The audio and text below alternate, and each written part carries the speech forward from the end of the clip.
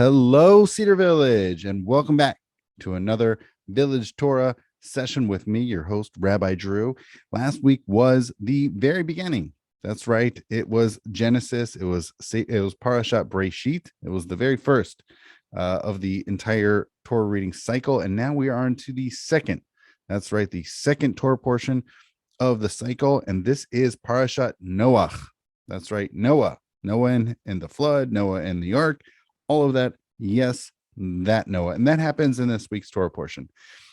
A lot of things to discuss. I'm sure there's a lot of fascinating aspects, certainly story-wise and otherwise, within this week's Torah portion, and we could discuss so many of them. And I know we discussed one aspect of this week's Torah portion last year, which is, of course, showing, which I'm broadcasting to you in addition to this one. I do, there's so many things to think about. There's the aspect of the animals, there's the ark, lots of fascinating pieces to this. One thing I actually want to focus on is after. Okay, we're talking after the flood, so post-diluvian, post-flood. What is the experience? What is that like? So there's one particular aspect that I want to focus in on today, and I think it's a fascinating thing that in some way, actually, in one way or another, we may be able to relate to in Genesis chapter 9. So this is in the thick of this week's Torah portion. We have Genesis 9. So this is emerging, coming out of just to give some background, some literary context for us.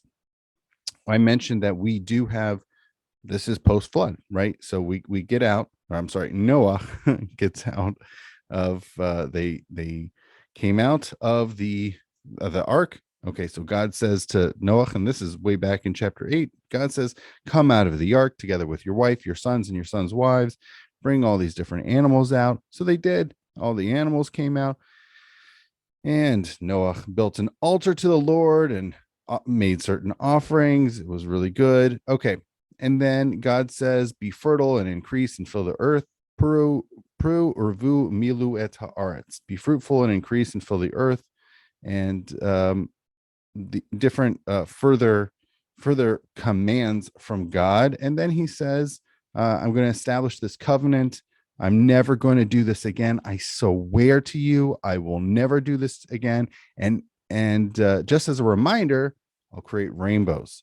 Rainbows will be the reminder that I won't do this again. Okay. It is really tempting to talk about rainbows, and who knows, if you're interested, we could talk about rainbows in this the segment for next year.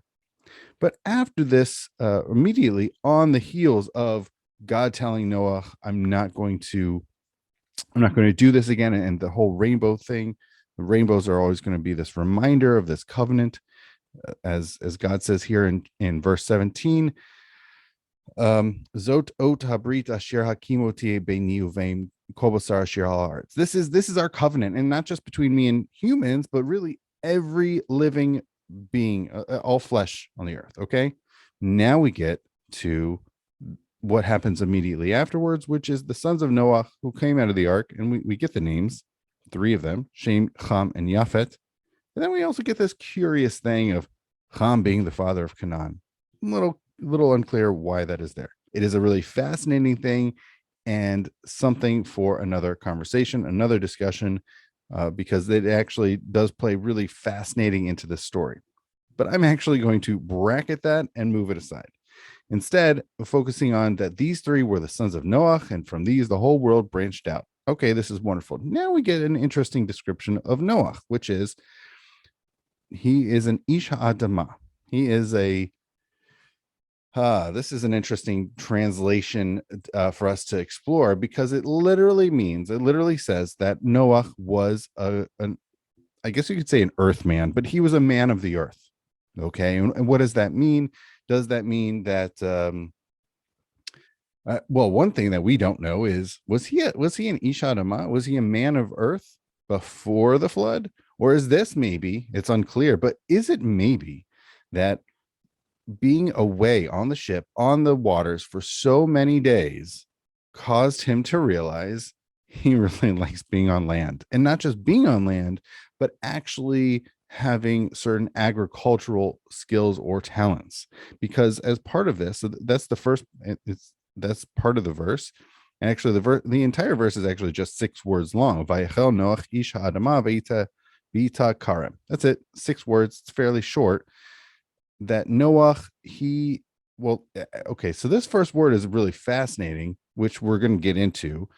That Noach did something. We don't know what he did just yet because of the ambiguity of this word, but he is a man of the earth, Vayitak Harem, and he planted a vineyard. Okay, so presumably because of the second part of this sentence about planting a vineyard, that this description of Noach as an Isha Adama, as a man of the earth, is not just some throwaway line. It actually directly informs the understanding of this entire verse, which is that he has some agricultural talents and he's applying himself. Now, again, I don't know if he was like this pre-flood, right? Antediluvian Noah. Was he like that before the flood? Or was it something that really, he got, he realized that this is a part of him, being on the ship, being on the boat, being on the waters for so many days. You know what? Fondness makes the heart, grow. You really miss something. And so now he, this is nice. God just told him about the rainbows. I'm going to agree never to do this again. And now we get some really earthy talking. So now the question of what this word vayachal, how do we translate it? What does it mean? Well, that's a great question. Now, one way of understanding it is like Rashi. I mentioned Rashi here in this space before, that Rashi is a 12th century sort of a prince of Jewish biblical commentators in the medieval era. And he says, you know what, this word has the same root. So that's how Hebrew works, is that they have these 3-letter roots, the shorashim, and the root of this is like the opposite of kodesh. So there's holy, which is kodesh, and then there's the opposite of vaychal or yachel. So he debased himself, right? So maybe Noah got off of the boat and he has this lovely conversation with God about rainbows, and he goes from this high level where he was following God's command to take the ship of animals until eventually the floods subside. Having been on that high level, he now descends and he plants a vineyard. Okay, possibly interesting. A couple other approaches is that it's not necessarily vayachal, or the root isn't of the antonym of holy. It's not the opposite of kodesh. It's actually more of a shortening for vayt. It's kind of like from the same root as vaytchal, of hitchil, of beginning, tchila, right? So it wasn't necessarily that Noah descended or otherwise debased himself, but actually that he began. Now, what did he begin? Now, one understanding is, well, he descended from the ark, and this is what he did. He began planting a vineyard. That is one possibility. I'm actually, and again, it is a possibility. These are all interpretive possibilities owing to the ambiguity of this term. It's unclear precisely what it is. The third possibility, and this is the one that I think holds for me, I find it really fascinating. Again, all of these have compelling reasons to sort of go with that translation or understanding of the verse.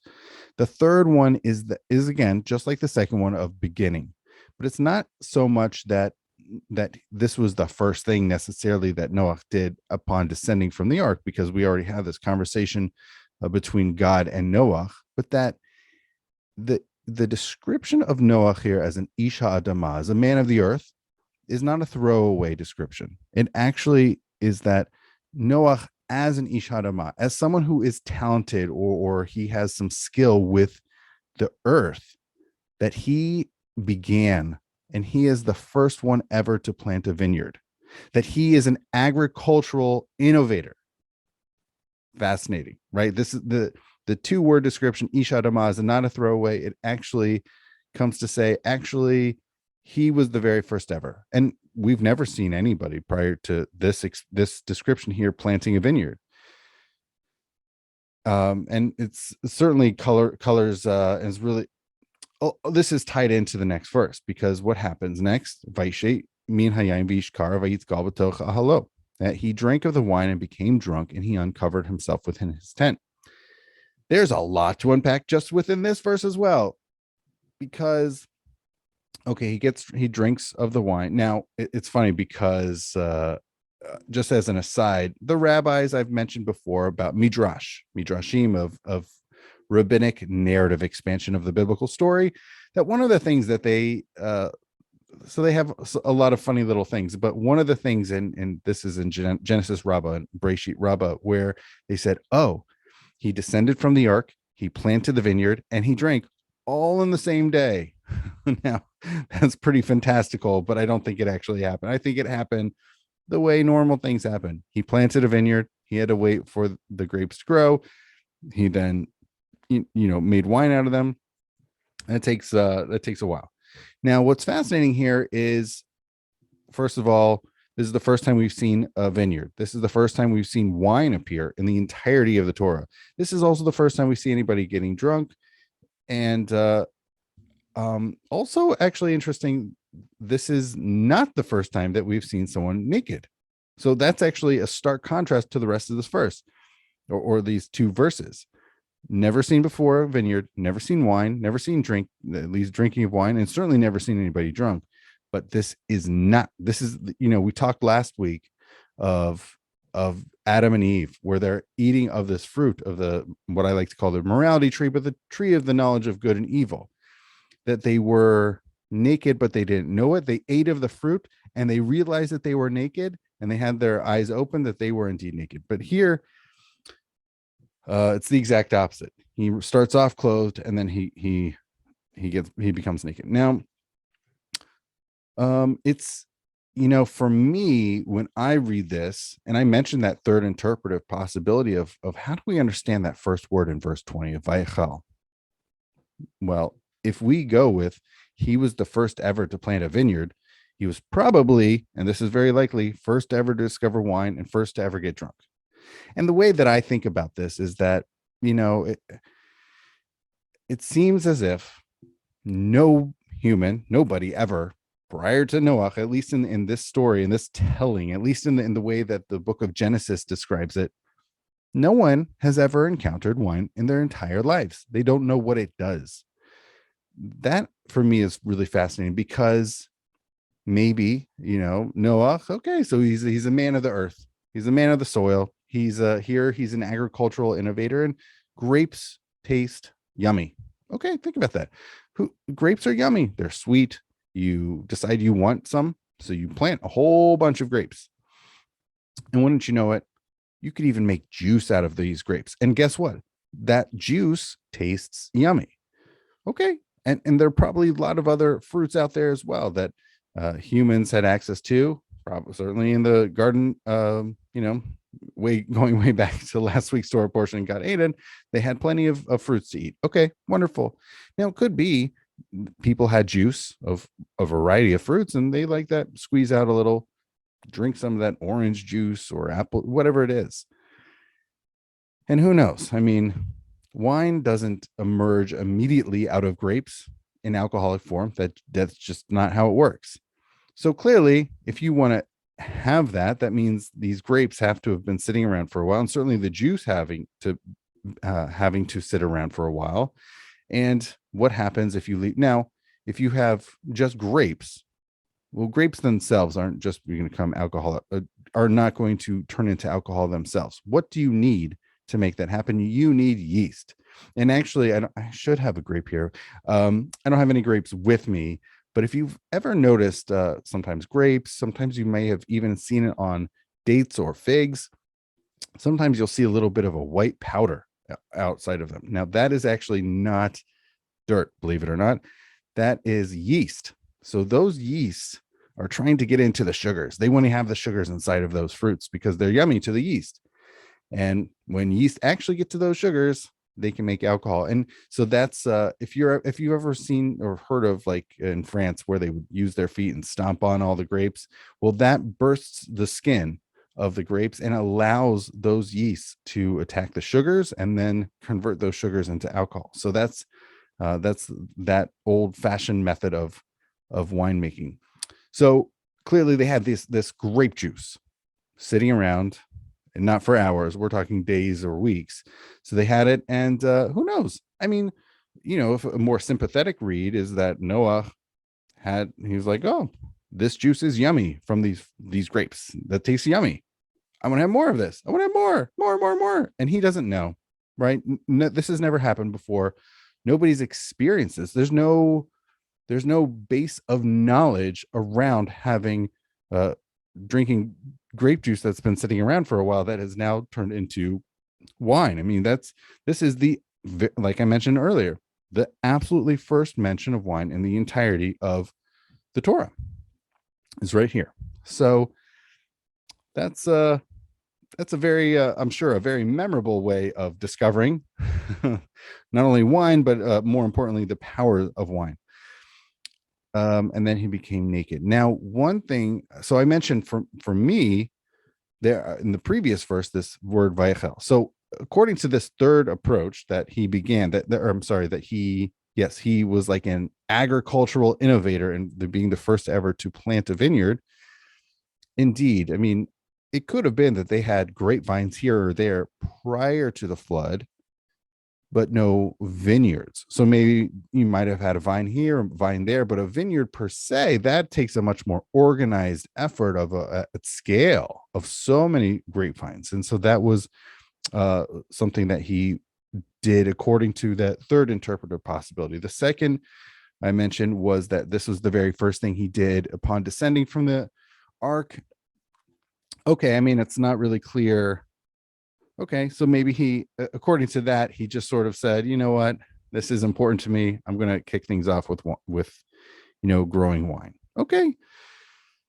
And really interestingly, going back to that first version, which actually I mentioned that Rashi says that he debased himself, is according to that, is that he knew this is going to happen with wine, that this is what wine is designed for. This is going to get him to the place where he becomes strong. Now, that's only if people in general, and Noah in particular, knew what wine was and what wine did. But it's also equally possible this is the very first human encounter with wine, at least perhaps for humanity, but that's at least the way the Torah describes it, right? It comes across in this telling that people aren't used to it. Okay. Now, I'm not really going to go into the details of all the aftermath per se of this, because that becomes a really entirely separate conversation. Because what we see, speaking of seeing, so what I'll touch upon the highlights of this, but I'm not going to go in depth because that really is an entirely separate conversation. So after becoming uncovered, so Ham, who is the father of Canaan, saw his father's nakedness and told his brothers outside. But Shem and Japhet took a cloth, placed it against both their backs, and walking backward, they covered their father's nakedness. Their faces were turned the other way, so that they did not see their father's nakedness. When Noah woke up from his wine and learned what his youngest son had done to him, he then curses Canaan, and he blesses Shem and Japhet. And then Noah actually doesn't die. He still lives another 3.5 centuries. And ultimately, he dies at the age of 950 years old. Okay, so I guess he's two-thirds of the way through his life here. He's, I guess, according to this, he's 600 years old when he first has wine, and still lives another 350. Okay, he lived. Now, again, I know this is really fascinating about the aftermath of all of this and what's with the cursing of Canaan, blessing of Shem and Japhet, fine, but it's not clear about the cursing of Canaan and not Ham. Again, that's an entirely separate conversation that I'm just going to bracket for now. What's fascinating is that this also does not result in the death of Noah. Sure, he dies later on in the story, 350 years later. So this is not, he's not, at least we don't experience, it doesn't seem to be from the story that he is in any way punished. In fact, the only person who is punished is Canaan, which again is weird. Why does Ham get away scot-free, but Canaan gets cursed? Shem and Japhet, of course, they get blessed because they come to their father's aid in this matter, perhaps of dignity. But certainly, just to take a broader perspective of aftermath and what are the ultimate long tail results of the story, what's interesting is that, yes, there's this newness. There's this newness that it seems that Noah encounters by drinking this new, never before discovered beverage and its effects. We two comments. One, the next time wine appears a little bit later in the book of Genesis, but really not, there's nothing really special about it. I mean, we see that Melchizedek gives it as a gift. That's wonderful. Apparently it's known now as something that you give as part of gift giving. It's a special. And then 10 chapters later, so in Genesis chapter 19, we see it's almost it's used. People know what it does. People know exactly what it does with Lot and his daughters, which is again an entirely separate conversation. But for our purposes, by then it is well known the effects of drinking wine. Very well known, incredibly clear. But for here, it's not clear. It's not clear at all. It's not clear until it happens, until Noah experiences it. And the other thing is just thinking about drunkenness in the Torah. We don't actually see people getting drunk all that often in the rest of the Torah. Now, as it turns out, we do see it playing out in the rest of the Bible beyond the Torah. But just in the Torah itself, there's a scene elsewhere in Genesis. Well, I mentioned Lot and his daughters in Genesis chapter 19. Curiously, the Torah does not use the word drunk there at all, but it is so incredibly obvious that that's part of that what's going on, that story of Lot and his daughters. And then totally separately, drunkenness actually does occur much later with Joseph and his brothers, that they happen to get drunk together, but nothing, it's actually a totally not, aside from the drunkenness, nothing crazy happens. They just enjoy themselves and that's it. But here it's there are definitely consequences for what happens. I mentioned the blessings and the cursing. So that's that story. I hope that was illuminating of sort of humanity's first encounter with wine, and at least described as by the Torah. And I hope this was insightful and certainly a new perspective, a new take, an in-depth exploration of this story in the Bible in this week's Torah portion. Okay, with that, I want to acknowledge that all Jewish life and programming here at Cedar Village are provided, are financially supported by the Jewish Home of Cincinnati. So thank you so much.